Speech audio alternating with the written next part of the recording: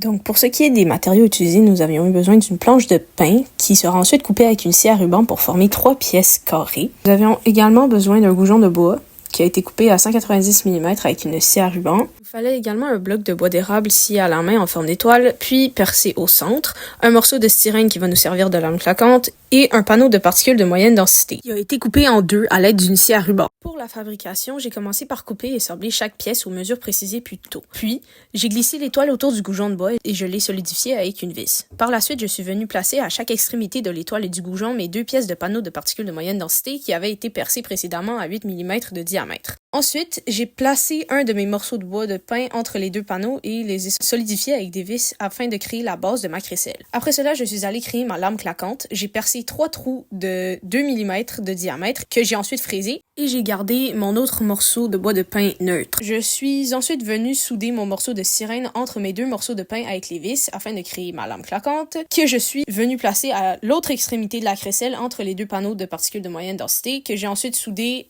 à l'aide de 4 vis de chaque côté. Pour faire fonctionner la crécelle, il faut utiliser la force de notre poignée afin de la faire rotationner. Lorsqu'on fait tourner la crécelle, la lame de styrène crée une tension sur les pics de l'étoile en bois d'érable et une fois cette tension relâchée, la lame claque sur le prochain pic de l'étoile et ainsi crée la percussion qu'on entend de la crécelle. Pour ce qui est des rôles des différentes pièces, dans le cas de la crécelle, le goujon de bois sert de poignée. L'étoile permet de créer une tension sur la lame claquante qui, elle, permet de créer le bruit de la crécelle. Les morceaux de bois de pain et les panneaux de particules de densité moyenne, eux, servent à soutenir et former la crécelle. Ce que j'aurais pu améliorer, c'est définitivement mon étoile parce qu'elle a été sciée et limée à la main, donc elle n'est point parfaite. Aucune de ces pointes ne sont identiques et certaines ont le sommet abîmé.